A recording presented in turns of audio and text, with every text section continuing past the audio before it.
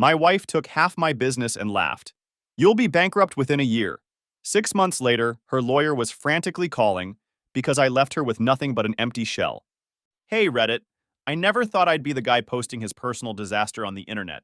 But here I am, typing this out at 2 a.m. because sleep seems to be avoiding me like clients avoid paying their invoices on time. So I'm 37, male, built my landscape architecture and garden design business from literally nothing but dirt and stubborn persistence. 12 years ago, I was just a guy with a secondhand wheelbarrow, some basic tools from yard sales, and an absolutely unreasonable amount of determination. My journey started in my parents' backyard, where my uncle, I'll call him Marcus, a respected garden designer who'd worked on some pretty impressive estates, took pity on me after I graduated with a degree in horticulture and landscape design during the housing market crash. Not exactly prime time for luxury garden installations, but he saw something in me that I didn't even see myself. Gardens don't mind waiting, he'd say, while showing me how to trim Japanese maples without messing them up. They've got all the time in the world for the economy to bounce back. The guy could turn a patch of dead dirt into something straight out of House and Garden.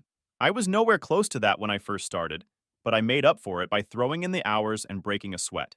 My first office was a corner of my parents' garage, where I drew designs on an old drafting table Uncle Marcus gave me. My first clients were neighbors who felt sorry for me, then friends of those neighbors who actually liked my work. I charged barely enough to cover materials and ramen noodles. For 3 years, I reinvested every penny back into better tools, reference books, and eventually a used truck with my logo hand-painted on the side. Badly, I might add. By year 5, I had managed to rent a tiny workspace above a garden supply store and hire one part-time helper. I was making enough to move out of my parents' place into a modest apartment. Nothing fancy, but mine. My designs were getting more recognition locally, and I had a small but loyal client base who appreciated my style. Natural, sustainable gardens that looked like they had always belonged there, not like they'd been imposed on the landscape. That's when I met my wife, Olivia. I managed to scrape together just enough cash to rent the smallest, most forgotten booth in the far back corner of a local home and garden show, printed my portfolio pics at the neighborhood copy shop, slapped them on some boards with push pins, and hoped for the best. Compared to the polished, big-name landscape companies around me, my setup looked like a school project. Olivia showed up during one of the quiet lulls, actually taking her time to check out my designs, which was rare that day. She stood out right away. Tall, sharp bob haircut, that kind of put-together look that says, I know exactly what I'm doing. While most people walking by were couples daydreaming about perfect lawns and backyard patios, she rolled in solo, rocking this low-key expensive outfit and carrying a leather portfolio like she meant business. Your designs have something the others don't, she said, pointing to my drawing of a woodland meditation garden. They have soul. We got to talking. She was 35, had a background in architectural visualization, basically making those fire 3D renderings that make clients throw money at you before you've even planted a single seed. She had been working for a high-end architectural firm, but was feeling constrained by corporate politics and the endless designing of beige boxes for beige people, as she put it. Our conversation stretched from a quick booth chat to coffee after the show closed, to dinner that ran so late the restaurant staff started wiping down nearby tables. She was sharp, ambitious, and had this vision of combining traditional landscape design with cutting-edge visualization technology. By the end of the evening, we were sketching ideas on napkins, me with garden layouts, her with how they could be rendered in 3D to help clients really see the potential. You know what your business needs? She said, eyes bright with possibility. Someone to help clients visualize your creativity. Your designs deserve to be seen the way you imagine them. 2 weeks later, we were collaborating on a proposal for a client I never would have had the confidence to approach on my own. 6 months later, we were dating.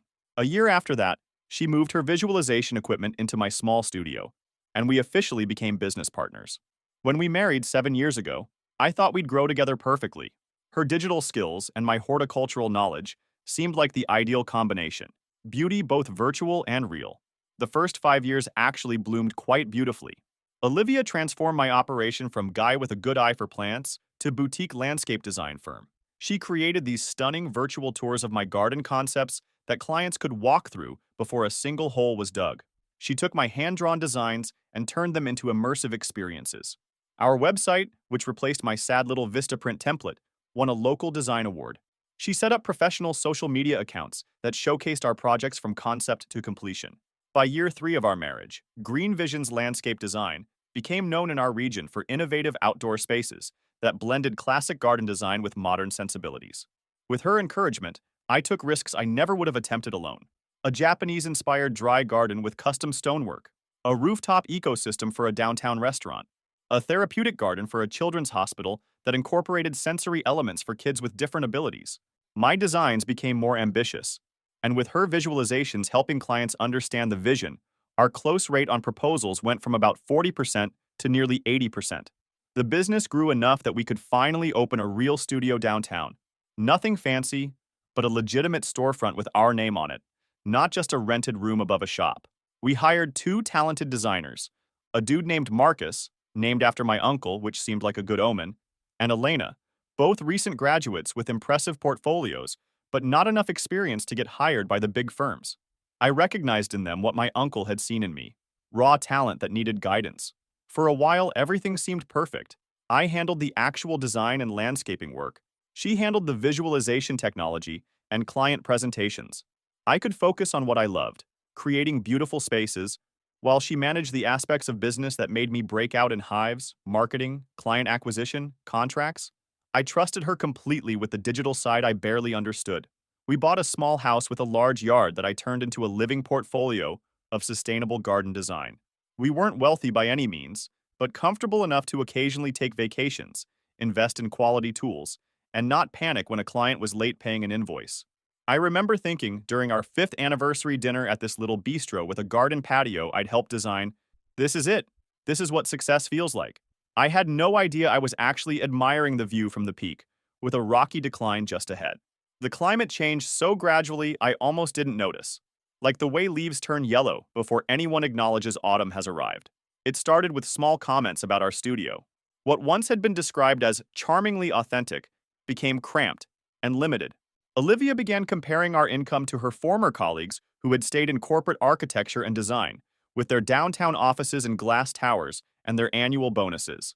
Jessica just got promoted to visualization director, she said all casual one night, scrolling through her phone while I was knee-deep in a design at the dining table. They're flying her to Tokyo to present their new VR platform. Cool. Must be nice. That kind of comment started popping up more often. Suddenly, our stable income was barely middle class, like we were one Amazon order away from financial ruin. The local business I built from scratch? Now just a big fish in a puddle, because I guess if it's not global, it doesn't count. And the designs she used to brag about? The ones she once called soulful and one of a kind? Yeah, now they're nice, but not really scalable. Translation: cute hobby, babe. Then came the more direct hits. How her visualization skills could easily earn 6 figures if she wasn't stuck rendering garden gnome habitats? Oh, how delightful. I was working my butt off, taking on commissions that stretched my creativity and physical endurance just to increase our profit margins. But nothing flourished enough to satisfy her. The woman who once admired my passion now called it playing with plants, like I was a child with a garden box. That kind of dismissal plants deep roots when it comes from the person who vowed to support you. I tried to address it one night after a particularly cutting remark about how our business model was quaint but ultimately limited. I thought you loved what we built together, I said, genuinely confused by this transformation. You used to talk about how fulfilling it was to create spaces that bring people joy. She sighed, with this new weariness that had become her default expression around me. I did love it, Nathan, but I'm 40 now. Is this really all you want? A little studio designing gardens for suburban housewives and local restaurants? Don't you want to grow beyond this? This sandbox? That hit me harder than I let on. Because it wasn't just criticism, it was erasure. She wasn't talking about a business anymore. She was talking about the thing that made me a man. I didn't build Green Visions as a hobby or a cute side project. It was my legacy in soil and sweat. Every square foot of garden, every stone path, every late-night sketching layouts with dirt under my fingernails, that was me. She didn't just walk out on me. She tried to erase the thing that made me who I am. Our clients love our work, I countered. We're making a good living doing something that matters. We're making an adequate living, she corrected. And yes, Mrs. Henderson loved her butterfly garden. But where's the impact? Where's the growth potential? Where's our exit strategy? Exit strategy? I echoed, baffled. This isn't a startup we're trying to sell. This is our life's work. She just looked at me with something between pity and frustration. That's exactly the problem. I should have seen it then. The fundamental disconnect. I had built a business to sustain a lifetime of creative work. She had seen it as a stepping stone to something bigger. I was literally cultivating a garden. She was looking for a harvest. The first clear shift in the air hit about 6 years into our marriage, when we secured our biggest client yet, a major player in real estate development. They were behind a massive new project downtown, high-end condos, stylish retail spots, and sleek office space. What set it apart? They wanted standout landscaping to give the whole thing a unique edge. That's when things started to feel different. This was a legitimately exciting opportunity. The budget was generous, the creative brief open-ended, and the potential for visibility enormous. I spent weeks developing concepts, researching sustainable urban landscaping, and sketching ideas for rooftop gardens, courtyard spaces, and living walls. Olivia was more energized than I'd seen her in months. She created stunning visualizations, even learning new software to better render the extensive project. We were collaborating like we used to, me with the garden knowledge, her with the technical skills, both of us excited by the possibilities. But then the vibe shifted. She started saying she should handle all the meetings on her own. He tunes in more when I talk about the technical stuff. Or, these guys don't care about plant details. They just want to see the big picture. Her meetings with him started running later and later. She'd come home all hyped up, throwing around words like vision, scale, and bigger opportunities. But when I asked for actual details to work into the designs, she'd just brush it off like, we're still figuring out the big picture. I tried ignoring the shadow growing over our relationship, focusing instead on making this project perfect. Then one evening, I overheard her on the phone in her home office, doctor slightly ajar. I happened to walk by and caught her mid-call. I've been thinking about your offer, she said, totally unaware I was there. It's tempting, just complicated with my current situation. Then this laugh, light, flirty, like the kind I hadn't heard from her in forever. Yeah, I get the timing, she went on. Opportunities like this don't wait. No, he has no idea. I just need a little time to sort things out. That was the moment something clicked. Later that night, while digging through our home office looking for a tax doc, I stumbled on something she clearly didn't want me to find. A separate bank account.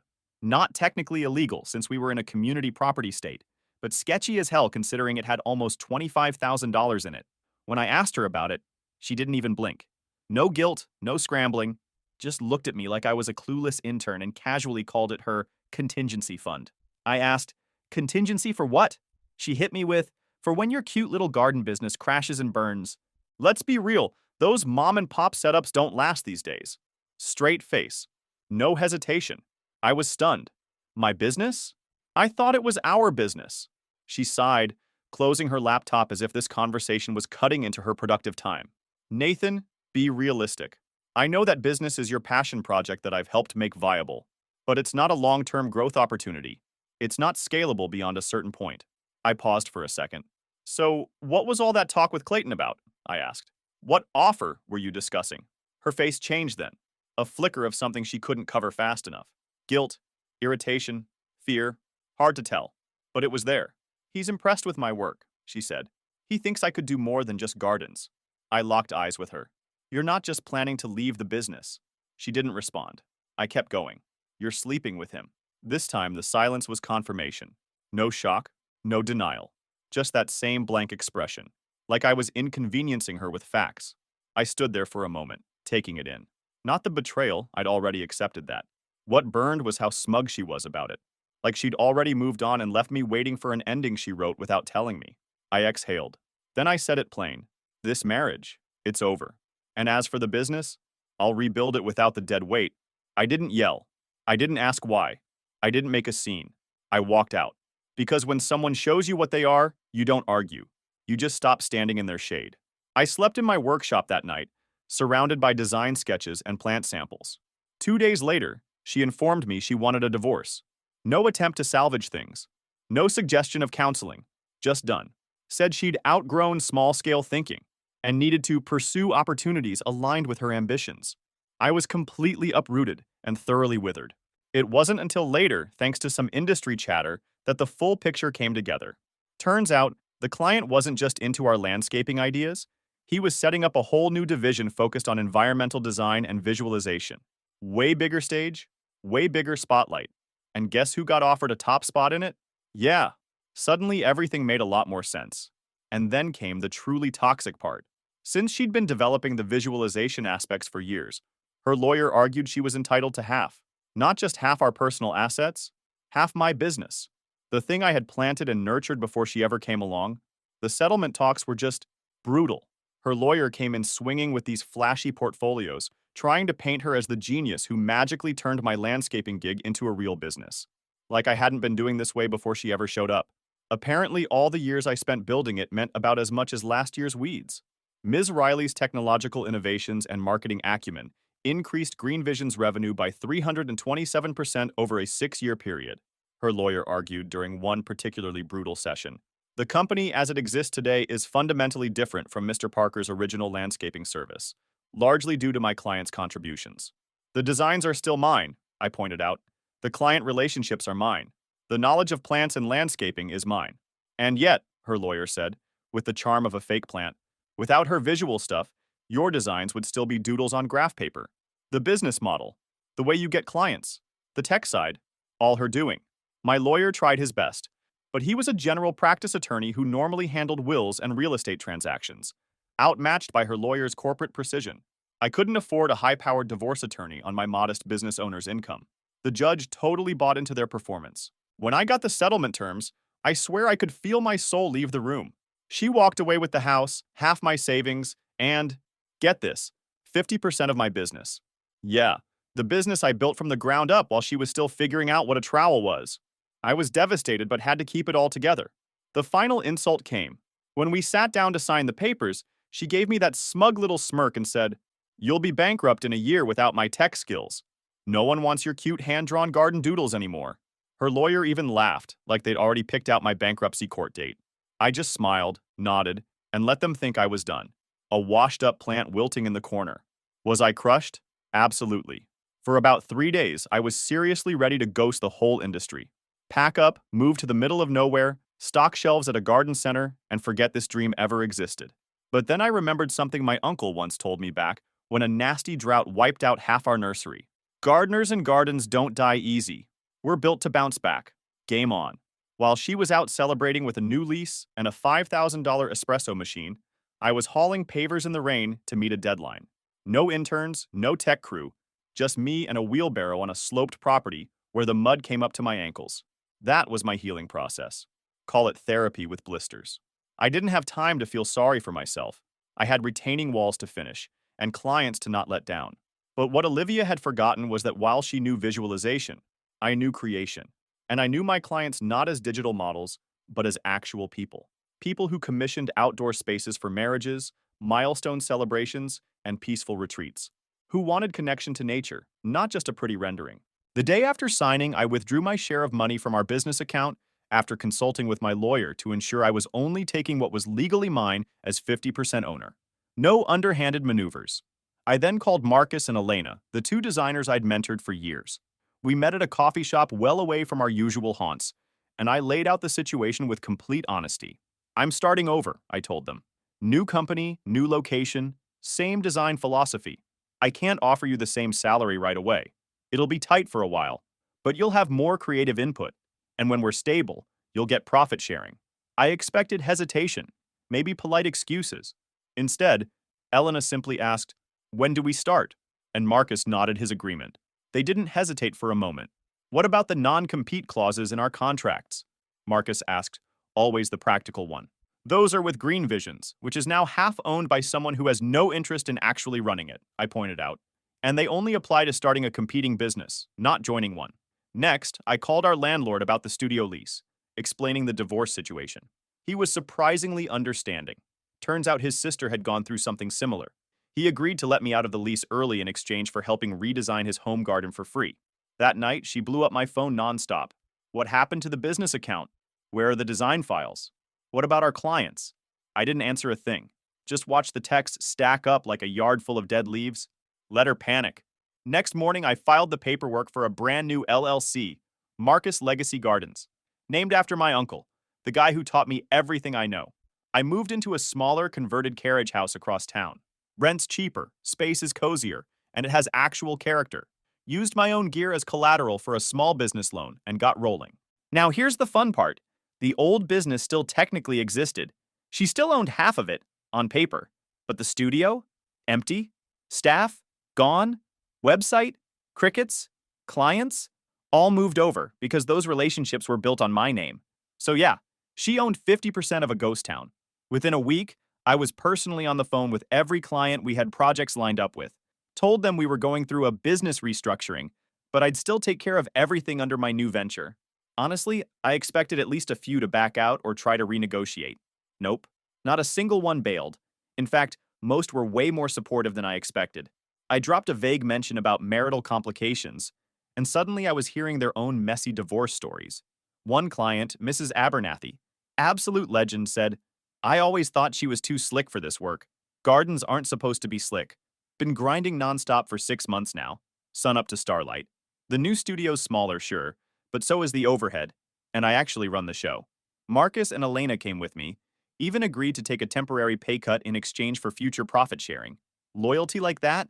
Can't buy it. And without all the expensive tech she insisted we needed, our costs tanked, in a good way. We went back to basics, hand-drawn designs with simple digital renderings. Elena picked up some of the tech skills along the way and makes it work on budget-friendly software. Surprisingly, the clients were really into the change. A bunch of them even said the hand-drawn stuff felt more genuine, like it actually meant something to them. One guy nailed it when I apologized for not using the usual high-tech visuals. He just said it felt more personal. Revenue dropped a little at first, not shocking, but so did the expenses, so it kind of balanced out. And honestly, without all the pressure to scale or chase growth, I started remembering why I got into this in the first place. Just building something real, something that actually lasts and makes a difference. No flashy tech, no corporate buzzwords, just dirt, roots, and real work. Then her lawyer called me. Apparently, Olivia is furious that her investment in our old business is yielding nothing but weeds. She's demanding I return the business assets and threatening legal action. I had my new lawyer, much more reasonable, specializes in small businesses, explain that I hadn't violated the settlement. The old business still exists. She owns 50% of that empty shell. Nothing in our agreement prevented me from starting a new business or required me to remain employed by our joint company. Her lawyer called sounding real panicked. Turns out she'd been banking on steady money from the business, like already moved into a fancy new apartment and leased herself some overpriced German car. Problem is, those profit checks she was counting on? Yeah, they never showed up. Just a whole lot of nothing. The most delicious irony? Some of our former clients have been contacting her, asking about landscape projects. She's been referring them to me because she has no alternative. I don't desire vengeance. I just want to create beautiful spaces and earn a living. But I won't deny feeling some satisfaction knowing that the business she dismissed as playing with plants is flourishing without her, while her contingency fund is likely approaching drought conditions. But she didn't leave me alone. The other day, she appeared at my new studio unannounced, caught me in the middle of finalizing some designs. Thankfully, I didn't smudge the drawing when she startled me. She looked different. Designer outfit, as always. But the confident smirk had withered. Instead, she appeared stressed and desperate. She began with pleasantries, commenting on the new space, then quickly pivoted to, we should discuss the business situation. I kept working while she talked. She actually suggested we team up again because we're such a great combo. Said it was a mistake to let personal stuff mess with business. I almost laughed out loud. This wasn't about missing the work we did together. Her fancy bag looked beat up, and that expensive jewelry she used to flash? Nowhere in sight. When I didn't jump at her offer, she switched gears and started picking apart my business. Said my website looked amateur. It was built by Elena's kid who's studying digital media. Nothing flashy, but it works. My social media? Inconsistent. Yeah, because I post when I'm not knee-deep in actual garden work. And apparently my pricing lacks sophistication. It's just based on time, materials, and what makes sense for the people I work with, not some inflated profit-first formula. You need me, she insisted. This operation could generate triple the revenue with proper digital presence. I was going to roll on the ground laughing. What she never quite grasped, bless her high-gloss, faux minimalist soul, is that I didn't build this to impress conference panels or chase LinkedIn clout. I wasn't out here planting trees for applause. Every project with my name on it meant I made something real, not just optimized for engagement. This studio? Yeah. It's not housed in a glass tower with mood lighting and curated succulents, but it's got something those places never will. Actual integrity. I didn't need her vision board mantras or designer buzzwords. I needed dirt, roots, and the kind of respect you don't get from a press release. And funny enough, That's exactly what made this place mine. I finally set down my pencil and met her gaze directly. Listen, I'm taking home more now than I did when we were married. Lower revenue, substantially lower expenses, higher profit. Her face performed an interesting contortion. That's impossible. Your studio is half the size. Rent is a third of what we were paying. No expensive 3D rendering stations, no unnecessary technology upgrades every 6 months, no overpriced coffee machine for clients who rarely used it. Just a studio where people can see their gardens being designed by human hands. She was pissed, like practically vibrating, called me small-minded, accused me of limiting my potential, which is wild coming from someone who thought every garden should include a QR code and artificial lighting for Instagram photos. Then Elena walks in with lunch, sees her, freezes for a second, then throws me a look. You want me to stay? I give the smallest head shake. Elena nods and glides out without saying a word, like a ninja with a salad. Olivia noticed. She definitely noticed. Her eyes flicked between me and the door Elena just went through. They both came with you? She asked, flat as ever. Yeah, Marcus and Elena. And most of the clients, too. She didn't say anything for a second. Just kind of looked around the room, taking in the drawings pinned to the wall, the half-built model of a community garden on the work table, the whiteboard full of client updates. Basically all the stuff that screamed we're doing just fine without you. You planned this? She finally asked. I didn't even flinch. I adapted. That's what real businesses do when they lose dead weight. That got under her skin. She stormed out, but not before dropping a dramatic, "This isn't over." Guess what showed up 3 days later? A letter from her lawyer, demanding financial statements, client lists, the works. The claim? Olivia believed my new company was generating derivative profits from the old one, and she wanted her fair share. Cute. My lawyer, absolute legend, fired off a beautifully worded reply that basically said, "That's a no from us, dog. New company, different name, different space, no obligation, no access." Meanwhile, I was quietly having the best month since I started working for myself. Projects were rolling in. Clients were referring friends. A local sculptor I'd started collaborating with had just landed us a shout-out in some artsy newsletter. We weren't building for rich developers anymore. We were building for actual people. People who cared about space, peace, connection, stuff that mattered. Then came a call I wasn't expecting. A client from way back, Rose Garden Lady, thought Olivia was too slick for dirt. Her son runs the city's botanical gardens, and they were redesigning the Japanese section. Guess who got name-dropped? This wasn't some fluff piece for my resume. It was the kind of project I'd been dreaming about. Real thought, real purpose. The kind of work that actually makes you feel something. I put together a simple proposal. Hand-drawn sketches, thoughtful design, and a few renderings Elena whipped up on software that doesn't cost half a paycheck. We submitted it and waited. Meanwhile, 2 corporate firms submitted these glossy, overproduced digital fantasy lands that looked like they were meant for video games, not public gardens. We won. The director called and said, "Your design looked like it came from someone who actually wanted to be in the garden." That stuck with me. But my ex wasn't done yet. She tried to sue me because of course she did. About 3 months after the split, I got served. She was claiming I sabotaged our old company on purpose to screw her over. My lawyer just sighed, said, "This is desperation, not strategy." But still, it meant time, depositions, paperwork, and dealing with her again. During her lawyer's questioning, they asked if I had started planning my exit strategy once the divorce began. No, I said. I started planning my survival strategy. She made it clear the business was just an asset to divide. I had to protect my life's work. They tried to trip me up by bringing Marcus in to testify. Bad move. He calmly explained that he left because Olivia treated designers like machines and prioritized profit over quality. He respects the craft, he said, pointing at me. Then came Elena. She went off, in her calm, no-nonsense voice, about how Olivia kept pushing cookie-cutter designs just to keep things scalable. Nathan taught us to listen to the land and the people. Olivia wanted templates. And finally, the surprise witnessed one of our clients, the one who called me. She showed up despite arthritis and bad knees, had a photo album in hand and righteous fury in her voice.